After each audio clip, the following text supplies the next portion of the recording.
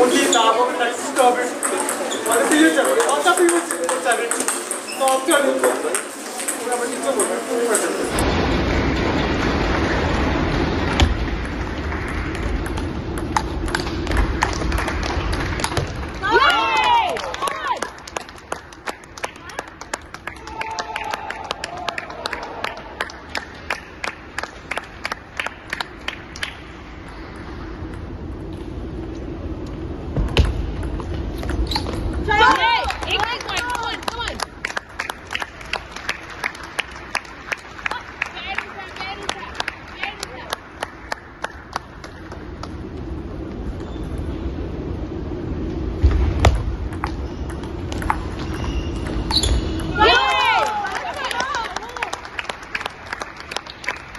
জাতীয় এবং আন্তর্জাতিক স্তরের টেবিল টেনিস খেলোয়াড় সুরভি ঘোষ মুখ্যমন্ত্রীর দপ্তর থেকে 1 লক্ষ টাকা অনুদান পেলেন।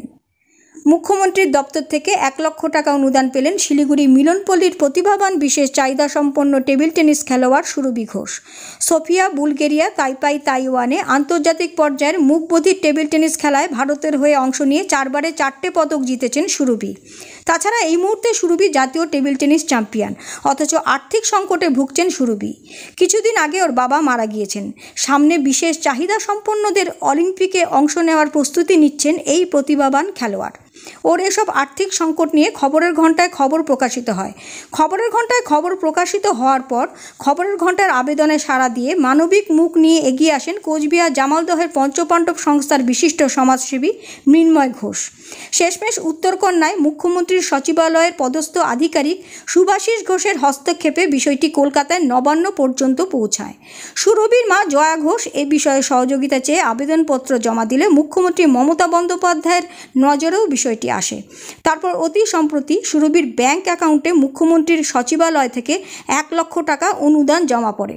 সেই টাকা সুরভির কানের মেশিন এবং ক্রীড়া সামগ্রী কেনার পেছনে খরচ করা হচ্ছে বলে জয়াদেবী জানিয়েছেন। এখন জয়াদেবী চান সুরভির একটি কর্মসংস্থানের বন্দোবস্ত হোক। তবে মুখ্যমন্ত্রীর দপ্তর থেকে 1 লক্ষ টাকা অনুদান মেলাতে জয়াদেবী ধন্যবাদ এবং কৃতজ্ঞতা জানিয়েছেন মুখ্যমন্ত্রী মমতা বন্দ্যোপাধ্যায়, উত্তরকন্যার পদস্থ আধিকারিক শুভাশিস ঘোষ, পঞ্চপাণ্ডব সংস্থার মৃন্ময় ঘোষ এবং খবরের ঘণ্টার প্রতি। আগামীতে অলিম্পিকে যাওয়ার জন্য সুরভির চাই আরও সাহায্য।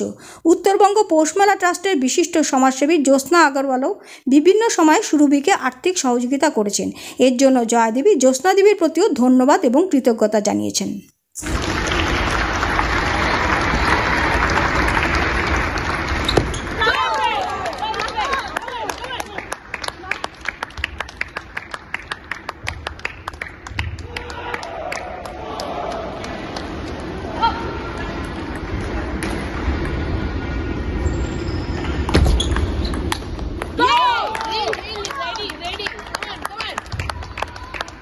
আমার নাম জয়া ঘোষ, আমি মিলনপল্লীতে থাকি। আমার মেয়ে সুরভি ঘোষ হ্যান্ডিক্যাপ। ও টেবিল টেনিস ইন্টারন্যাশনাল এবং ন্যাশনাল প্লেয়ার। ইন্টারন্যাশনালে এবারও পদক এনেছে।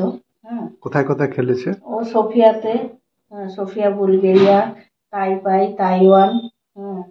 তারপরে এবার আবার অলিম্পিক যাওয়ার আছে। 4বার বিদেশে গেছে, 4টা পদক পেয়েছে।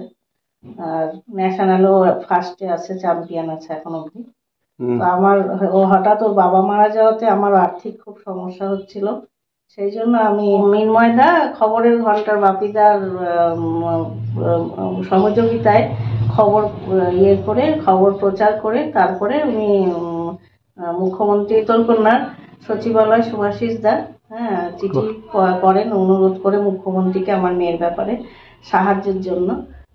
তো সেই জন্য ওনার মুখ্যমন্ত্রীর দপ্তর থেকে আমার মেয়েকে 1 লক্ষ টাকা অনুদান দেওয়া হয়েছে। সেই জন্য আমি খুবই কৃতজ্ঞ। মুখ্যমন্ত্রী নিজেও যোগাযোগ করেছেন, এইটা দেখে এই ব্যাপারটা দেখাশোনা করেছেন। সেই জন্য ওনাকে অনেক ধন্যবাদ।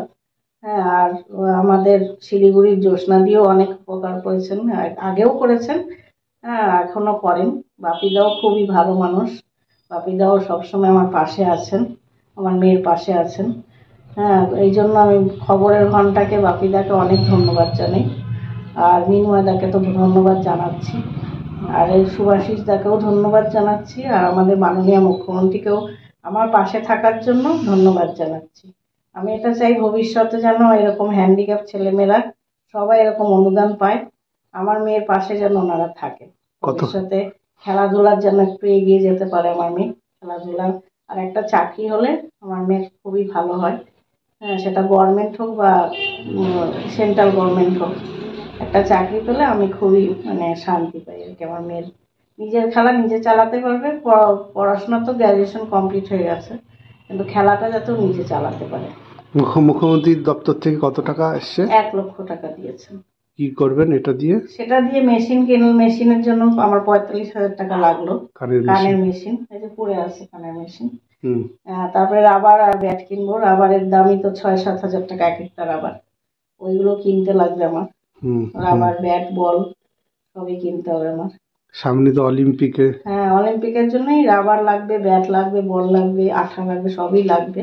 ওর খেলার সামগ্রীর জন্যই আমার এই টাকাটা, যদিও আরো লাগবে, কিন্তু তাও যেটুক পেয়েছি ওটুক আমার কাজে লেগেছে। যে আমার মেয়ের মেশিনটা হয়েছে, মেশিনটা খুবই দরকার ছিল ওর কানে। মেশিনটার দামও অনেক, 45,000 টাকা, দিতে পারিনি এতদিন। মেশিনটা হওয়াতে এখন একটু ভালো লাগবে, ভালোভাবে শুনতে পাবে আর কি আমার মেয়ে। আমি চাই আমার পাশে থাকুক মাননীয় মুখ্যমন্ত্রী, সহযোগিতা করুক, এটাই আমি চাই। আমার মেয়েকে একটু দেখুক, যাতে ও খেলতে পারে আর ভারতের হয়ে নাম পদক আনতে পারে বাংলার হয়ে আর কি। ওই জন্যই আমি চাচ্ছি যে সবাই একটু পাশে থাকুক আমার মেয়ের। 2টো মেশিন আছে এখানে, ওইটাও দেখা, দুটোই দেখা, দুটো নাও, হাতে হাতে নাও দুটো।